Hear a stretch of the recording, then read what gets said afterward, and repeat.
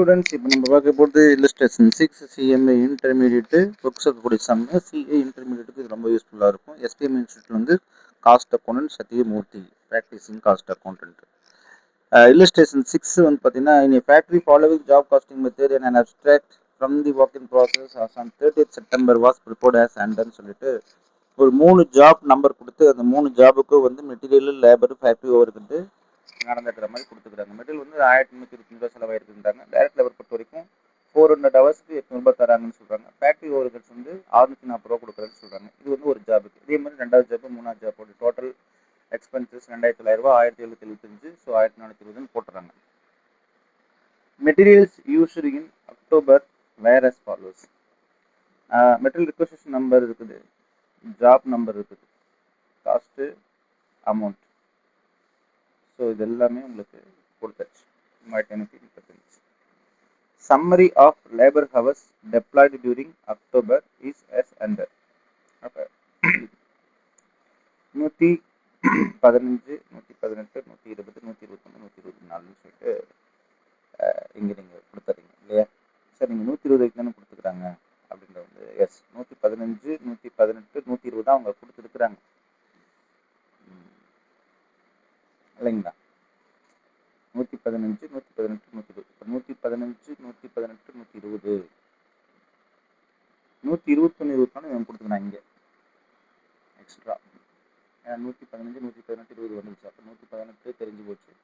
115 அங்கே ஆல்ரெடி இருக்குது, 120 ஆல்ரெடி அங்கே இருக்குது. ஸோ எக்ஸ்ட்ரா இருக்கக்கூடியது எவ்வளோ தாங்க? 121, 24. ஸோ அப்போ ஜாப் நம்பர்ன்றது பார்த்தீங்கன்னா மொத்தம் எத்தனை ஜாப் நம்பர் இருக்குது அப்படின்றது நீங்கள் தெரிஞ்சிட்டீங்க. 1, 2, 3, 4 மொத்தம் 5 ஜாப் நம்பர்ஸ் இருக்குது. இந்த நம்பர் ஆஃப் ஹவர்ஸ் ஷாப் ஏக்கு எவ்வளவு, ஷாப் பிக்கு எவ்வளவு அப்படின்றது அவங்க கொடுக்குறாங்க. ஸோ இந்த ஜாப் நம்பர் அவங்க பிரித்து ஷாப் ஏக்கு வந்து number of hours 25 hours, 90 hours, 75 hours, 65 hours, 20 hours, 75. Shop பிக்கு வந்து இவ்வளோ தான் போதுன்னு சொல்கிறாங்க. இன்டெரக்ட் லேபர் வந்து waiting for material 20 hours, machine breakdown 10 hours, idle time 5 hours, overtime 6 hours. So இது வந்து 316 அப்படின்னு சொல்கிறாங்க நம்பர் ஆஃப் ஹவர்ஸ். ஸோ இது வந்து 101 இதெல்லாம் சேர்த்து டோட்டல் ஹவர்ஸ் இந்த 275 இந்த ஜாபுக்கு ப்ளஸ் இவங்க நடக்கக்கூடிய ஐடில் டைமு, வெயிட்டிங் டைமு இதெல்லாம் சொல்கிறாங்க. இது வந்து பார்த்திங்கன்னா ரொம்ப கஷ்டமானு பார்த்தீங்கன்னா அண்டர்ஸ்டாண்ட் மட்டும்தான் நமக்கு ரொம்ப கஷ்டம். அண்டர்ஸ்டாண்ட் மட்டும் நீங்கள் பண்ணிட்டீங்கன்னா காஸ்ட்டு வந்து ரொம்ப ஈஸியாக தான் வரும் அப்படின்னு பார்க்குறாங்க. சரி, let's come to the point. A shop credit slip was issued in October. That material issued under requisition number is 54 was returned back to stores as being not suitable. ஒரு ஷாப் கிரெடிட் ஸ்லிப் வந்து issue பண்ணுறாங்க அக்டோபரில். That material issued under requisition number 54க்கு நம்ம கொடுத்த 118 job number தான் I think was returned back to the stores being not used. A material transfer notice in October indicated that material issued requisition number 55, that is also 115, was directed to job 124. அது வந்து என்ன செஞ்சாச்சு, job 124க்கு போயிடுச்சு அப்படின்ற மாதிரி சொல்கிறாங்க. Hourly rate in shop A per labor hour is, hourly rate in shop A per labor hour is 3, while at shop B is at 2 per hour. The factory overheads is applied at the same rate in September. Job 15, 80, 20 were completed in October. You are asked to compute the factory cost of completed jobs in the both months. It is practice of the management to put 10% factory cost to cover administration and selling overheads and invoice the jobs to customers on total cost plus 20% basics. What would be the invoice price of these 3 jobs 15, 18 and 120 அப்படின்னு சொல்கிறாங்க. So இது ரொம்ப ரொம்ப ஈஸியான some. But எல்லாரும் இது கஷ்டம்னு சொல்கிறாங்க பிகாஸ் ஆஃப் அண்டர்ஸ்டாண்டிங்கில் பிரச்சனை இருக்கலாம். ஸோ அவங்க கேட்கக்கூடியது வந்து 15, 18, 20 தான் கேட்குறான். ஸோ மார்டிஸ் மெட்டீரியல்ஸ் அவன் அங்கே ஆல்ரெடி போட்டாச்சு 1325. மெட்டீரியல்ஸு 810, 725 அவன் ஆல்ரெடி கொடுத்துட்டான். அப்படியே எடுக்கிறது வேண்டாம். 1035, 800, 810, 725. லேபருக்கு அதே போல் எடுத்துக்க வேண்டியதான். நீங்கள் லேபர் 800, 500, 425, லேபர் 800, 500, 425. ஓவர்ஹெட்ஸ் எழுத வேண்டாம். 640, 400, 350. எங்கே இருக்குது எல்லாம் இங்கேயே இருக்குது. 640, 400, 350. So everything is in our question. So நம்ம எடுத்து அட்டை காப்பி மட்டும் எடுத்துக்க வேண்டியதான். அப்போ டோட்டல் காஸ்ட் உங்களுக்கு கிடைச்சிருக்கும். இதை கூட்டினா உங்களுக்கு you will get a easy answers. So this is the material labor of overheads that is called prime cost. Prime costன்னு சொல்லலாம், ஏன்னா overheads எல்லாம் சேர்ந்துருக்குது. ஸோ காஸ்ட் ஆஃப் ஒர்க்ஸ் காஸ்ட்னு நம்ம சொல்லுவோம். சரி, இது வந்து செப்டம்பர் நடந்த விஷயம் இல்லைங்களா? ஏன் அப்படின்னு சொல்றீங்கன்னா இந்த மாதம் போட்டுக்கிறோம் பாருங்க, இது வந்து செப்டம்பர். அதுக்கப்புறம் அக்டோபர் நடந்தது இதுதான் சொல்கிறான். அக்டோபர் வந்து அவன் வந்து ஜாபா தரல, அவன் வந்து மெட்டீரியல் எக்ஸ்பிரஷன் நம்பராக கொடுத்துறான். அப்போ அக்டோபருடைய யூசிங் ஹவர்ஸ் கொடுத்துறோம். இங்கே தான் நம்ம குழப்ப வரும். அப்போ அக்டோபரில் நம்ம என்ன பண்ண போகிறோம் அப்படின்றத அக்டோபரில் வந்து லேபர் மெட்டீரியல் பற்றி அவன் எதுவுமே சொல்லலை. நல்லா கவனிச்சுக்கணும். see that there is no materials used in October whereas follows 118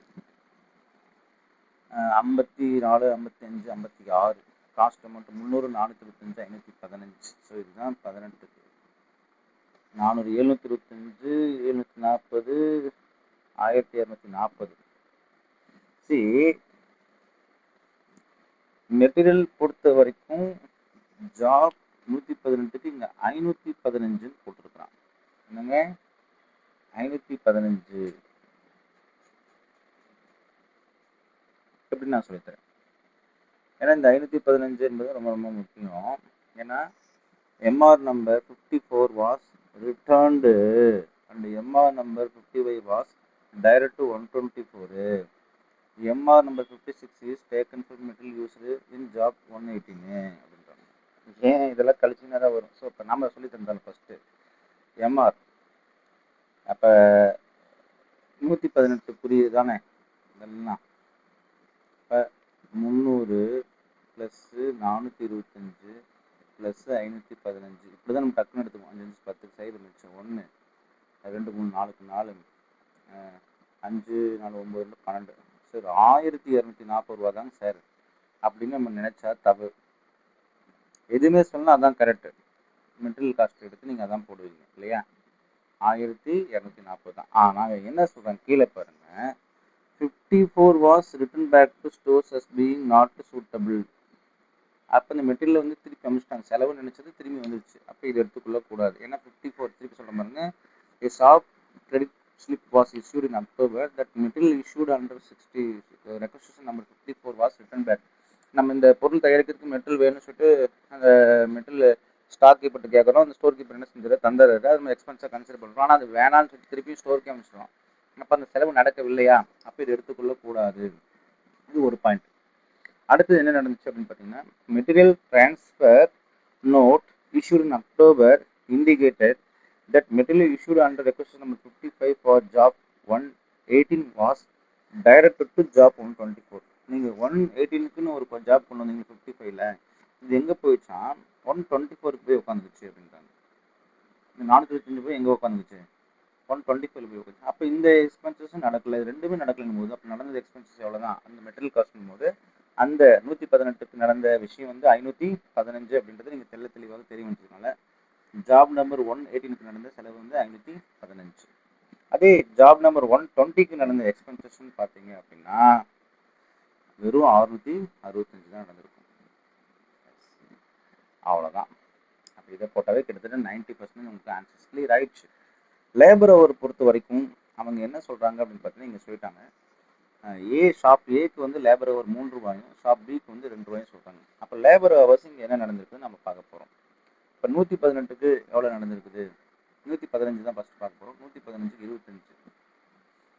25 into 3 25 into 2. ஏன்னா ஷாப் ஏக்கு 2 ரூபாயும் ஷாப் பிக்கு 3 ரூபாயும் சொல்கிறாங்க. அப்போ 25 இன்ட்டு 3 25 இன்ட்டு 2.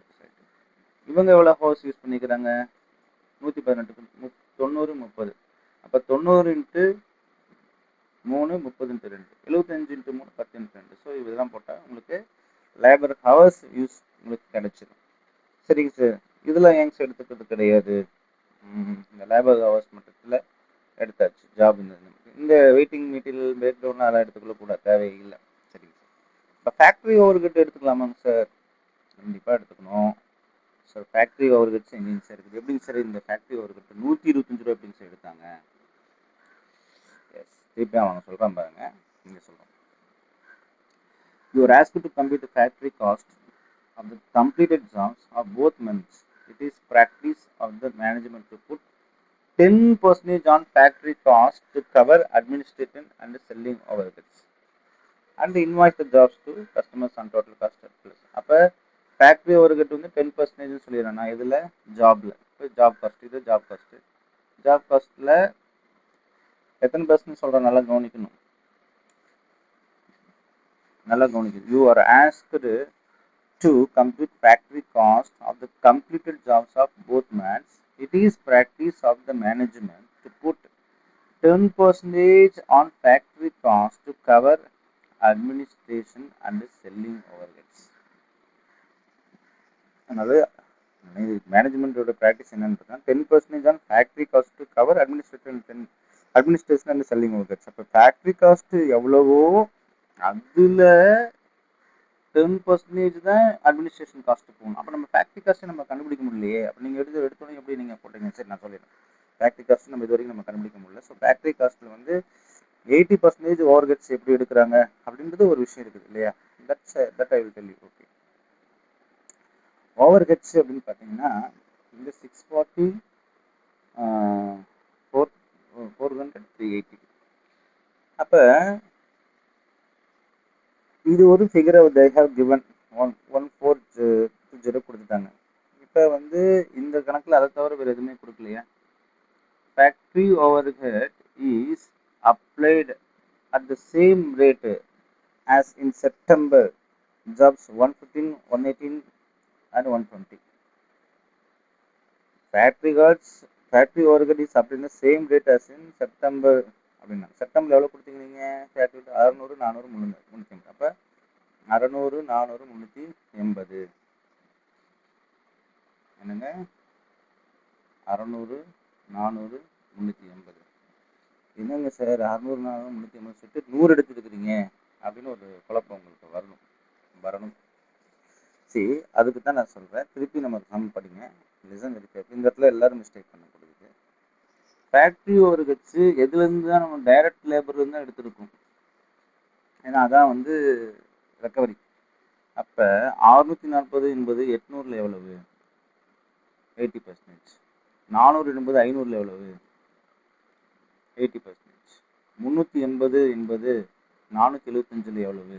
80%. ஸோ இந்த ஓவர்ஹெட்ஸ் எல்லாமே லேபர்ல இருந்து அப்சார்ப்ஷன் ஆகி தான் வந்திருக்குது இல்லையா? ஸோ அப்படின்னும் பொழுது ஏன்னா அதுலேருந்து நான் observation factory work supply same ரேட்னு செப்டம்பர். இப்போ செப்டம்பரில் எப்படி நம்ம பண்ணியிருக்கோமோ அதே மாதிரி தான் வந்திருக்கணும் போது அப்போ 80%. அப்போ லேபரில் 80%. அப்போ 120 80%. அப்போ 330 80%. 240 80% போட்டால் உங்களுக்கு என்ன கிடைச்சிடும்? ஓவர்ஹெட்ஸ் கிடைச்சிடும். அப்போ total fixed cost total cost of the companies கிடைச்சிடும். ஸோ 2765 ப்ளஸ் 225 கூட்டினா 2900. அதோட அட்மினிஸ்ட்ரேஷன் எக்ஸ்பென்ஸ் 10% கூட்டினா உங்களுக்கு டோட்டல் காஸ்ட் கிடைச்சிது. டோட்டல் காஸ்ட்டோட 20% கூட சொல்கிறாங்க. நான் சொல்ல அதுவும் இங்கே தான் கொடுக்குறேன். 20 plus total cost plus 20% basis. 20% basis கொடுத்தீங்கன்னா ரிட்டன் ஆன்சர்ஸ். That's all. இப்போ 3289 into 20%. You will get an answer 657. So that's all. So இது ரொம்ப ரொம்ப கஷ்டமான சம்முன்னு நினைக்கவே கூடாது. சம்மை பொறுத்த வரைக்கும் நமக்கு குழப்புற மாதிரி சில விஷயங்கள் கொடுப்பாங்க. இதெல்லாம் பார்த்தீங்கன்னா உங்களுக்கு அன்னெசரிஸ், இது தேவையில்லை. இருந்தாலும் உங்களையே வந்து என்ன செய்வாங்க, மைண்ட் டியூன் பண்ணுவாங்க. அதே மாதிரி இந்த பக்கம் வந்து 118 இங்கே கொடுத்துட்டு இங்கே எல்லாம் போட்டு உங்களுக்கு குழப்புவாங்க. ஸோ நமக்கு 121, 124 எங்கேயுமே தேவையே இல்லை. அதனால் உங்களுக்கு போட்டு குழப்புவாங்க. But you should be very careful. நம்ம ரொம்ப கேர்ஃபுல்லாக இருங்க. கண்டிப்பாக will answer the questions very easily. Thank you students.